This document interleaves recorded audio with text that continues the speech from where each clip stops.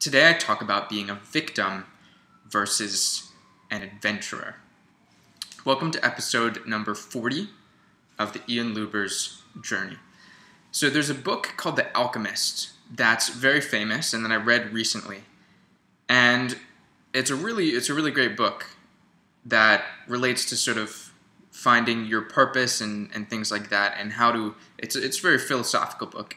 But there's a point in it that I want to highlight today, which is there's a part in the story where the main character, this boy who's off in search of a treasure, he's received a dream that there's a treasure buried around the pyramids in Egypt, and he's trying to travel from Spain to Egypt to dig up this treasure, and he's just crossed the sea, Mediterranean Sea, and gotten to somewhere in Africa. And first thing when he gets there, he gets swindled by this thief. And the thief just says, "Give me your money, trust me, I'll get you some camels and we'll get across to Egypt," and then disappears and takes all of his money with him. Basically leaving this boy with no money even to return home. And what he says is, "At this moment, I realized that there were two ways I could live my life. I could either be the victim of a thief or an adventurer in search of treasure." And I think that's a really profound quote. And it's something that I remind myself of often, actually, especially since reading it, but it was even a theme for me before that. And the way that this relates to my personal journey is very deeply. In fact, if you've seen any of my videos where I mention my very difficult time where I got in a lot of debt and then had to pay it off, when I was in debt, I felt like I was constantly the victim of just circumstance, and I felt like, why me? Like all these bad things were happening to me, and I was just doomed and suffering, and just I was in a constant victim mindset. Like all these things are happening to me and I have limited ability to affect them.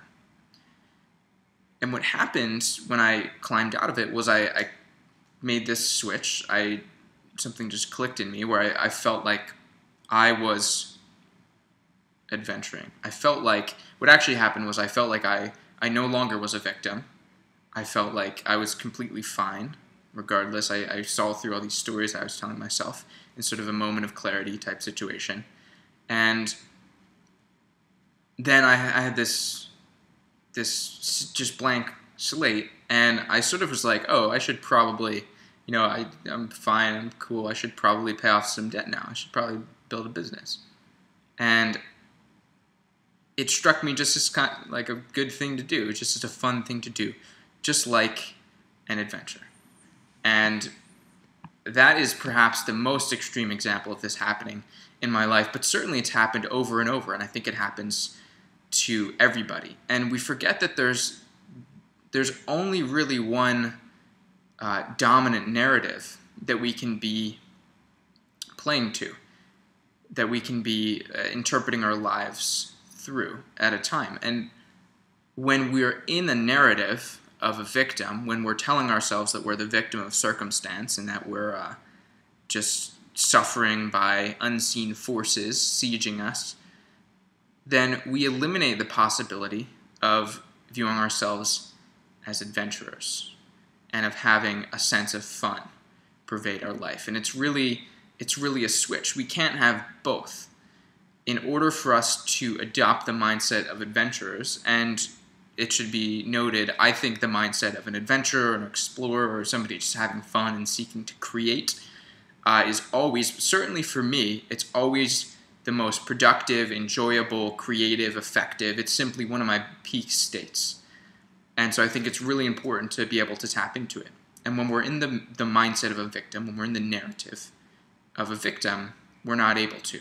Our dominant narrative is that of a victim, somebody with limited power to affect their own situation, whereas an adventurer, well, what does an adventurer do? They're constantly looking for new challenges. new things to overcome, new ways to solve problems. They don't lack problems, but they just look at them in a different way. And I recently read, actually I'm still reading it, I'm almost done, the autobiography of Richard Branson, founder of the Virgin Group, billionaire, a maverick entrepreneur.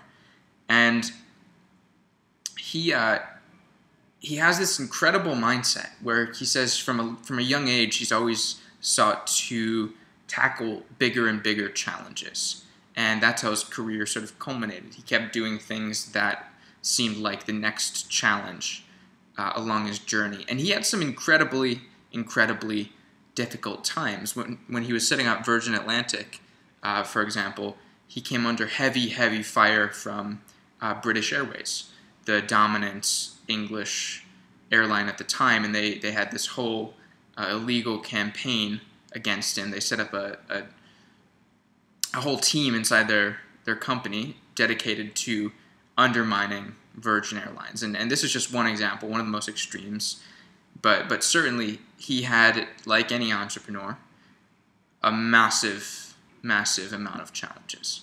But they were just that. They were challenges. And he always talks about them through a frame of adventure or of problem solving or finding new ways to move laterally and think differently and solve problems in ways nobody expects. And reading that autobiography is really what drove home this lesson and reminded me of it, because it really is true in a deeply fundamental sense. And I've learned this the hard way multiple times, to the point where I'm now trying to make it my default state, to feel like an adventurer. Because when our dominant narrative is that of a victim, we lose touch with our greatest capabilities and our greatest joy and our greatest ability to positively impact others. So I would love to hear of any instances where you switched out of a victim mindset to the mindset of more of an adventurer and were able to solve your problems as a result. I hope you found this interesting. We'll talk tomorrow.